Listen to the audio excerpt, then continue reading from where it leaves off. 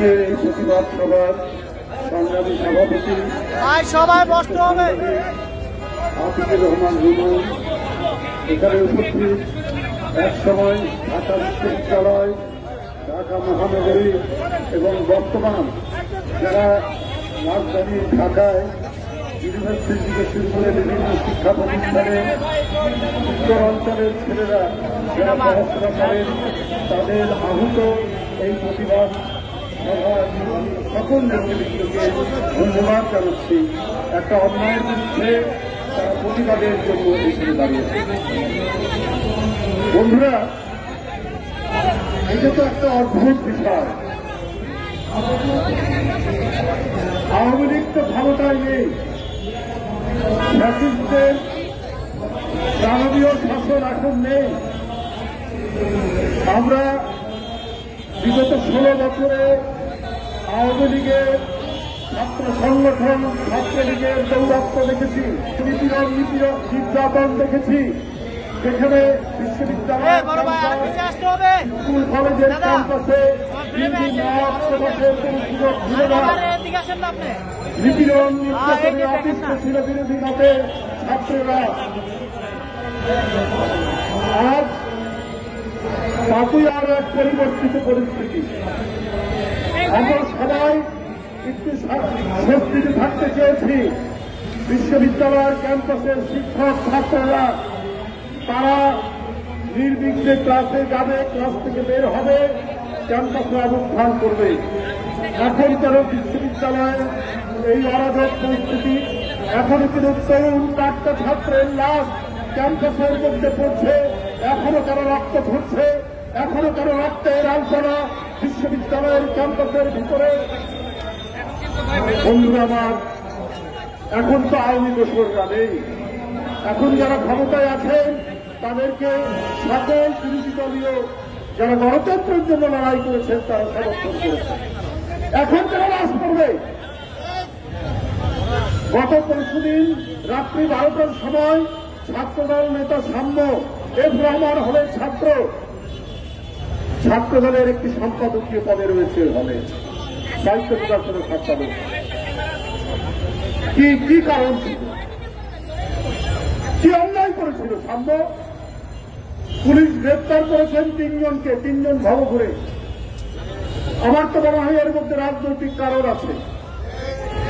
রাজনৈতিক কারণ না থাকলে এই ধরনের, যার চেহারা সুদর্শন, সৌম্য, নাম তার সাম্য, তাকে হত্যা করবে কে? ভবগুরুরা কেন হত্যা করবে?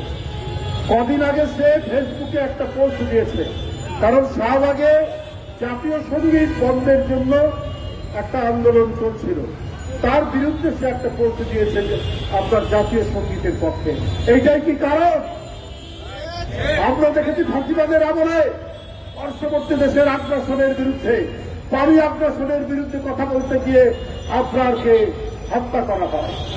আজকে জাতীয় সঙ্গীত, জাতীয় পতাকা, 71-এ আমাদের স্বাধীনতার পক্ষে কথা বলতে করে তার জীবন চলে যায়।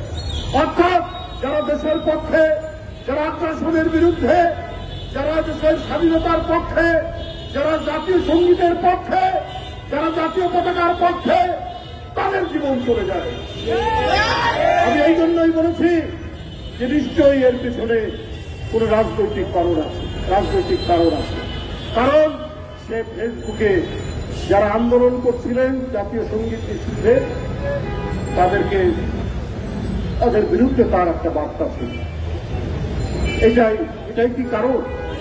আমি পুলিশ বিভাগকে বলবো, ভালো করে খতিয়ে দেখুন। ভবঘুরে গ্রেপ্তার করেছেন। মানুষ কিন্তু সব বিষয় সহজভাবে নেয় না। সহজভাবে নিত যদি এই ডিপার্টমেন্টটি সবসময় আপনার সত্য এবং ন্যায় অনুসন্ধান করে যথাযথ ব্যবস্থা নিত, কিন্তু সেইটা তারা নেননি। যেমন আপনার হত্যাকাণ্ডে নেননি, তেমনি আরো ঘটনায় নেননি। আজকে পরিবর্তিত পরিস্থিতি, হাসিনা নেই, দোসররা নেই, রক্তপাত হওয়ার কথা নয়, তারপরেও জানুয়ারি মাসে এই বিশ্ববিদ্যালয়ে তোফাজ্জল নামে একজন যুবক, তাকে হত্যা করা হয়েছে। কেন? ক্যাম্পাস হবে শান্তি, ক্যাম্পাসে এইখানে থাকবে শান্তির পতাকা, এখানে থাকবে জলপাইয়ের পাতা, এখানে থাকবে সাদা পায়রার ছাপ উঠবে। সেই ক্যাম্পাস যেখানে শিক্ষা বিতরণ, শিক্ষা গ্রহণ, তারুণ্যের ঝলক, যারা এই শিক্ষা নেবে সেইখানে কেন রক্তপাত? সেখানে এই গণতন্ত্র এবং ফ্যাসিবাদের, গণতন্ত্রের বিজয় এবং ফ্যাসিবাদের পতন, হাসিনার মতো নিষ্ঠুর নারী আর রাজ সিংহাসনে নেই, তারপর কেন ক্যাম্পাস হবে হিংসার অধিক্ষেত্র? তাহলে কেন ক্যাম্পাস হবে রক্তপাতের একটি জায়গা? এটা তো হওয়ার কথা নয়। আজকে ভাইস চ্যান্সেলর সাহেব আপনার কাছে গিয়েছিল ছাত্রদলের নেতারা বিচার চাইতে, কারণ বিশ্ববিদ্যালয়ের ছাত্র সাম্য মারা গেছে। আপনি বিরক্ত হয়েছেন, আপনি ক্ষুব্ধ হয়েছেন, আপনি দুই প্রকারই করেছেন ছাত্র নেতাদেরকে। কেন ছাত্র নেতাদেরকে দুই প্রকারই করেছেন? আপনি শুনতে চান না, কারণ সাম্য ছাত্রদল করে। আপনার রাজনৈতিক চিন্তা দর্শন কি আমরা জানি, আমরা ইতিমধ্যেই জেনে ফেলেছি। আপনি পছন্দ করেন না যারা জাতীয়তাবাদের পক্ষের ওখানে রাজনৈতিক দর্শন দিয়ে যারা ছাত্র সংগঠন করে। আপনার তো প্রথমে উচিত ছিল বেরিয়ে এসে সেই লাশ দেখা এবং এইটার জন্য প্রয়োজনীয় যে কাজ করবেন। আপনি আর আপনার প্রক্টর দুইজনই আপনারা একটি আদর্শে বিশ্বাস করেন। আর বিশ্ববিদ্যালয়ের কর্তৃপক্ষ নদীর কি বলে যে নদীর ওই যে কি বলে বালু অনেক সময় দখল নেয় না, সেই চর দখলের মতো যদি আপনারা কোন গ্যাগের প্রধান হন তাহলে তো ওটা বিশ্ববিদ্যালয় বলা যাবে না। আপনাদের মাথায় যে দর্শন ওইটা ইমপ্লিমেন্ট করার জন্য কাজ করছেন। বাংলাদেশের অনেক বিশ্ববিদ্যালয়ে বর্তমান অন্তর্বর্তীকালীন সরকার এই ধরনের ভাইস চ্যান্সেলর নিয়োগ দিয়েছেন যারা এই কাজটি করছেন। সবগুলো নয়, বেশ কয়েকটি। তাদের উদ্দেশ্যই হচ্ছে তারা যে দর্শনে বিশ্বাস করে, যে ফিলোসফিতে বিশ্বাস করেন, ওইটা ইমপ্লিমেন্ট করা। কিন্তু আমরা যুগ যুগ ধরে দেখেছি যে বিশ্ববিদ্যালয়ে যে আদর্শে বিশ্বাস করে ভাইস চ্যান্সেলর, ওটা তার ব্যক্তিগত।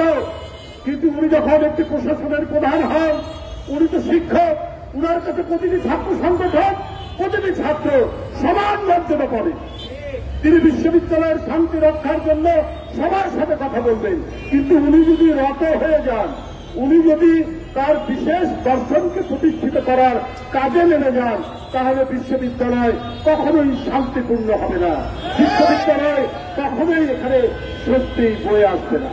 অন্তর্বর্তীকালীন সরকার আপনার জানি না কাদের প্রতিনিধিত্ব করছে, আপনাদেরকে আমরাও সমর্থন করেছি, এখনো করে যাচ্ছি। কিন্তু এনসিপি যখন আপনাদের এই যমুনার দিকে যায়, প্রধান উপদেষ্টার বাসার দিকে, তখন তাদের সাদরে বরণ করে।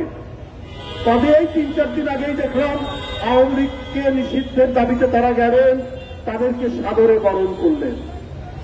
আর জগন্নাথ বিশ্ববিদ্যালয়ের ছেলেরা তাদের আবাসনের জন্য গেল, তাদেরকে আপনারা উপহার দিলেন লাঠিচার্জ, তাদেরকে উপহার দিলেন টিয়ার গ্যাস, তাদেরকে উপহার দিলেন সাউন্ড গ্রেনেড। আপনি অন্তর্বর্তীকালীন সরকার আপনারা রয়েছেন, আপনারা নাকি সবাই সুশীল সমাজ, আপনারা নাকি সুশীল সমাজের লোক, জ্ঞানীগুলি ব্যক্তি, কিন্তু আপনাদের আচরণের মধ্যে এই বিচারিতা কেন? আপনাদের আচরণের মধ্যে এই বিভাজন কেন? আজকে এই উপমহাদেশ অশান্তিতে ভরে উঠেছে, অনেক চক্রান্ত ষড়যন্ত্র চলছে, অনেক কিছু ঘটনা হচ্ছে। না তাকিয়েই এইখানে আপনাদের মতো করে দেশ চালাবেন। কিন্তু এই যে ফ্যাসিবাদের পতন হয়ে পালিয়ে গেছে, তাদেরকে মদত দেওয়ার অনেক শক্তি রয়েছে যারা দিচ্ছে। সুতরাং ডানে বামে সব দিকে তাকিয়ে যথাযথভাবে দেশ শাসন করুন, নাহলে কেউ রক্ষা পাবেন না। কোন বিশেষ রাজনৈতিক দল বা কোন আদর্শকে প্রতিষ্ঠিত করতে গেলে আপনারা কিন্তু জনগণ ধরে ফেলবে। আমরা পানি আগ্রাসনের বিরুদ্ধে, আমরা জমি আগ্রাসনের বিরুদ্ধে, আমরা টেরিটোরিয়াল আগ্রাসনের বিরুদ্ধে পার্শ্ববর্তী দেশের। আবার একই দিকে আমরা স্বাধীনতার পক্ষে, আমরা জাতীয় সঙ্গীতের পক্ষে, আমরা জাতীয় পতাকার পক্ষে, আমরা 71-এর স্বাধীনতা যুদ্ধে যারা শহীদ হয়েছে তাদের পক্ষে আমরা তাদের বিদায়ী আত্মার আমরা ফেরাত কামনা করি। স্বাধীনতার ঘোষক শহীদ রাষ্ট্রপতি জিয়াউর রহমান এদেশের একজন সূর্য সন্তান, এদেশের এক মহিমান্বিত রাষ্ট্রনায়ক। এটাও এই জাতির গর্ব, এই দেশের গর্ব, এদেশের মানুষের গর্ব, এদেশের জাতীয়তাবাদী শক্তির গর্ব। সুতরাং আপনারা যদি ভিন্ন কোনো খাতে প্রবাহিত করেন তাহলে আপনাদের জন্য এটা সুখকর হবে না। তাই আজকে আমি এই প্রতিবাদ সভায় অবিলম্বে সামনে যেভাবে হত্যা করা হয়েছে তার রাজনৈতিক শত্রু কারা আমরা একটু আভাস পাচ্ছি। এই রাজনৈতিক শত্রুদের চিহ্নিত করে অবিলম্বে তাদেরকে গ্রেপ্তার করে শাস্তির আওতায় নিয়ে আসবে, তা না হলে এর পরিণতি ভয়াবহ হবে। আমি সামনে শাহরিয়ার আলম সামনের আত্মার মাগফিরাত কামনা করে আমি আমার বক্তব্য এখানে শেষ করছি। খোদা হাফেজ। বাংলাদেশ জিন্দাবাদ।